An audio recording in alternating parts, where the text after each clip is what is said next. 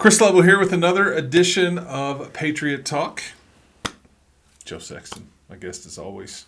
Colton Coons taking care of us as always. 2G Messer Ford / Lincoln sponsoring these lovely shows that we do with our man Coach Sexton, who has been sunning himself off. You know, he's been he's had a week off. Yeah, there you go. No, I'm kidding. It's been a minute since we last visited with you, Chris. I've missed you. Yeah, no, I miss you too, man. Yeah. You know what? You know what we did? We played bingo. In all seriousness, we did. We had a bingo thing. It was a charity event. It was good. We appreciate all the ideas from out there in the general public about things. What to put on your bingo card. Exactly, bingo. Yeah, that's right. So okay, Borger 65-3 took care of your business. It was homecoming. Take us through that. I feel like this was months and months ago. Kind of feels like it. After you have an open week, you kind of get refreshed and ready to go again. But playing Borger for homecoming was pretty good. I guess the main thing is we got out with everybody healthy, and lots of kids got to play a lot, and so that was a good night for us. I think we had pretty full stands, and it was good crowd. Yeah, there you go. I mean, anytime a win's a win, but when you do it, you had lots of pomp and circumstance, right. and obviously another district. Well, the kids stay focused all week long. It was good to see that, because with homecoming, you never know how things are going to go. But we had talked about we're actually going to play a football game on Friday night, and they showed up. It all revolves around the football game.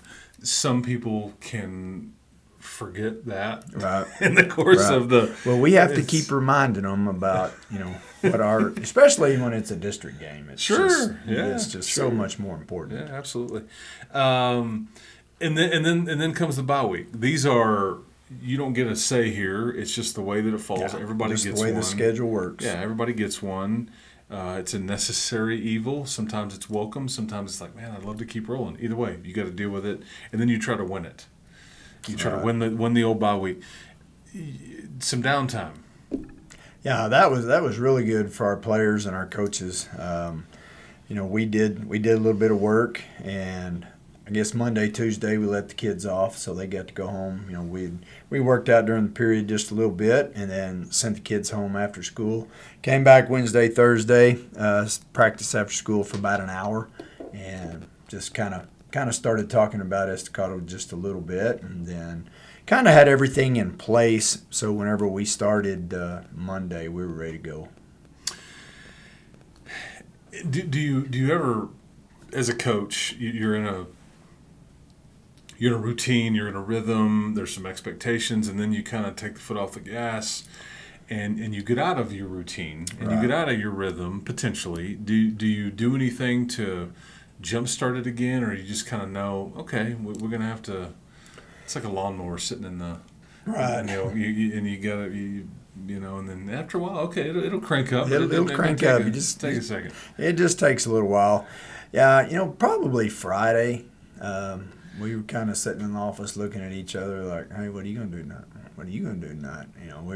There was some bad weather in the area. Lubbock Cooper played Thursday night, so I got to watch them play Thursday night. So that was fun getting to see Coach Darden's bunch play, and then come Monday we were ready to hit it running, and we had a pretty good day of practice yesterday. You also got to didn't you get to watch your next opponent?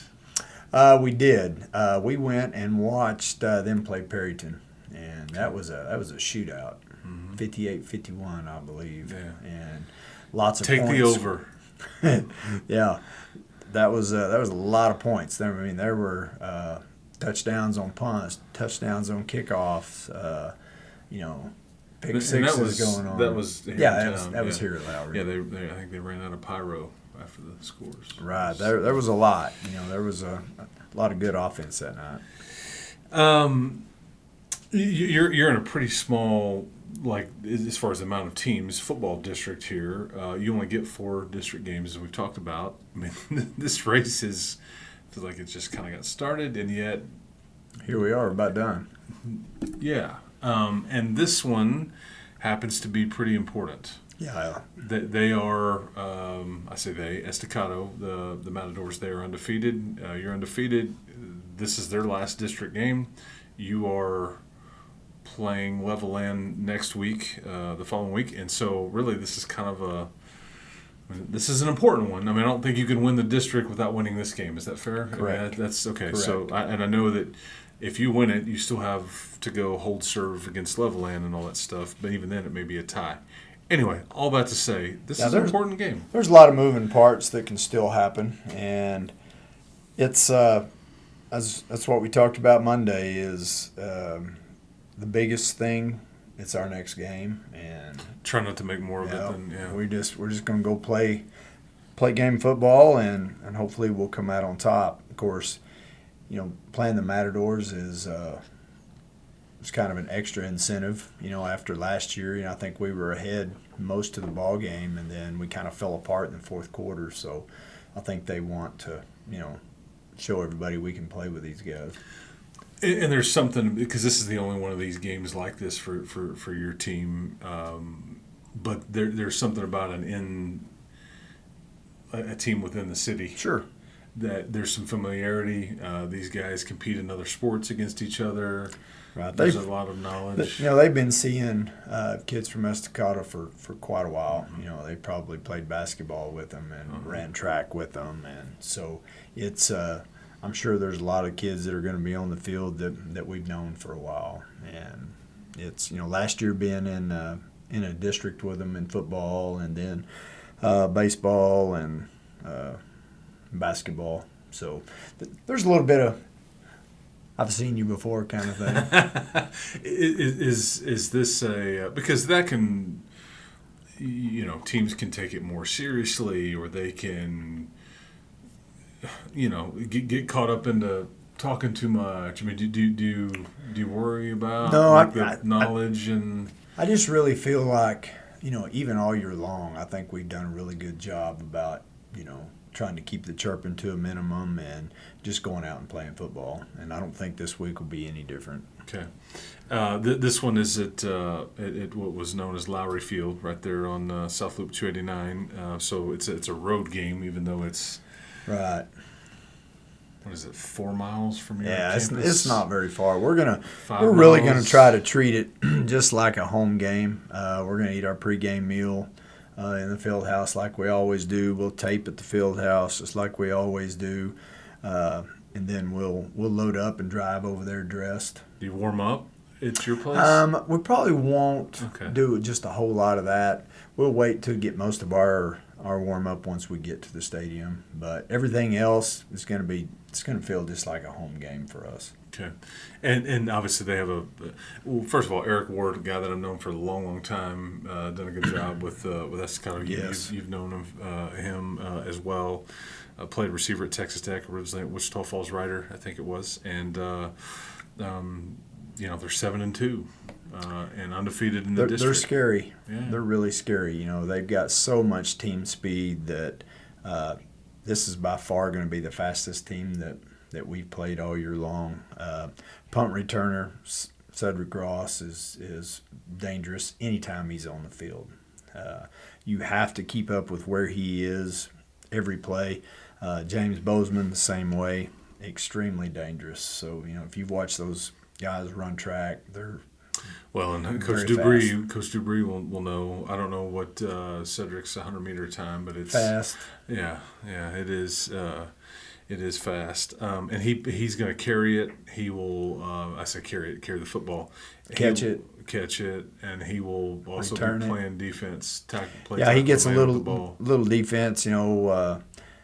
James Bozeman's on the field all the time. He plays a lot of defense. He's in the backfield quite a bit. He returns punts. He returns kicks. So he's equally as fast and equally as scary for us. Okay. And again, you've tried to just basically maintain that this is, it's the next one. It's the next one. Yeah, the next one. Do you, without giving anything away, but is it like the way you call the game? Do you do anything to kind of get aggressive early in any way to kind of jumpstart the lawnmower, if you will? Yeah. I really think that our philosophy all year long has been trying to take the football and just try to get a good drive right off the opening kickoff, and that's worked pretty well for us most of the year. So no, we're not going to change our game plan as far as anything like that. You excited about Halloween coming up the next night? I think a couple of weeks ago we were talking about this game getting moved, and I go, hey, so everybody can go trick or treating. Yeah. So I think this last week we had a couple kids come up and go, hey, the only reason that we moved our game is so we can go trick or treating, right? No. Take everybody through how that happens, the game getting moved. Well, you guys were approached. Right. Yeah. The guys down at KCBD asked if we would be interested in playing on TV on Thursday night. We had to move our game to Thursday night to accommodate them on TV. So we've never got to play on TVs. And Estacada gets to play on TV quite a bit, and with their LISD channel. So kind of talked about it with our coaches, and they all thought it'd be pretty cool. So we reached out to LISD, and they were I wasn't real sure that they'd want to do it because the game was originally scheduled for a Friday night, and they got back to us and said they wanted to do it. So both schools agreed, and so here we go. And just to clear that up, YouTube, which you have been on repeatedly, is TV too. You can put it on the, unless you're an old. You can put it on your TV. I do it all the time. Even I can figure that out. That's right. And my man Colton Coons, who's over here, he runs a lot of those streams. Phenomenal job. So just there's plenty of ways to consume Coach Sexton's team's content. Right? So you can watch them score all the touchdowns and do all the things. So, but yeah, I just was because I think people were curious, like, okay, because this happened a month ago, right? Yeah. Probably right after the Idalou game is when Yeah. stuff started kind of getting in the works. Yeah, the LISD folks, they always try to televise locally a Thursday night game, so that's why. But it's Liberty's got to grant permission because it's not you can't just go sure we'll move it. That they've got to right. And everybody's been really easy to work with. LISD was on board with it, and Coach Ward. I called Coach Ward first and said, hey, you want to do this? And he goes, well, yeah, we do. So, but then we had to go through the athletic proper channels, and so proper channels. So it worked out pretty well for us. Anybody from that Borger game you want to mention? I mean, I'm looking at like the one that stands out the most to me is Pierce Fironi. Okay. He returns 2 touchdowns, okay. 2 punts for touchdowns, and was our player of the game that night. Anytime that you return a kick for a touchdown, that kind of gets that momentum swing in a hurry. No doubt. And he did it twice. And he just, him and JJ sitting back there, JJ Thompson, they just. Because you have dual returners sometimes. Yeah. And either one of those guys could take it to the house. And this week it was Pierce. JJ had a little bit to do with that on the first one. But it was fun to watch. Because once Pierce gets a ball in his hands, something good's going to happen. Yeah, absolutely. So if we come knocking on the door on Halloween night at the Sexton household, what are you giving the children? Well, I believe we've talked about this. A toothbrush and a thing of dental floss. Dental floss. That's going to be good. Okay. No, you're probably going to get some sort of M&Ms. You're probably going to get a peanut M&Ms. Yeah, you're probably going to get word. maybe a Reese's cup or something like that. Okay. So there if you have a peanut allergy, you probably need to avoid my house. Because you're going to get some sort of peanut something or another. Okay. Noted. Are you a big Halloween guy or no? Not really. It's kind of an annoyance. Yeah. Usually there's, of course, I'm not, when it falls on. Well, sure. Yeah. Thursday sometimes nights. it's a Tuesday night, and you Right. would potentially be home then. Yeah. Are you a scary movie guy? I used to be. I think a lot of the scary movies that are out now are just kind of odd to me. Back when you had your Michael Myers, I thought that was Odd as in like hokey or cheesy? yeah, kind of cheesy to me. Okay. Were you big You know. but you're like Friday the 13th? Yeah, and no, Halloween was my. Halloween. Okay. You know, I've seen most of the Yeah, Halloweens. Nightmare on Elm Street, all that stuff. Yep. Okay. Yep. You know, a lot of the oldies. Yeah, when you're at the lake and there's the cabin and electricity goes off, don't go into the woods. You know, like, Don't go 'cause- into the lake.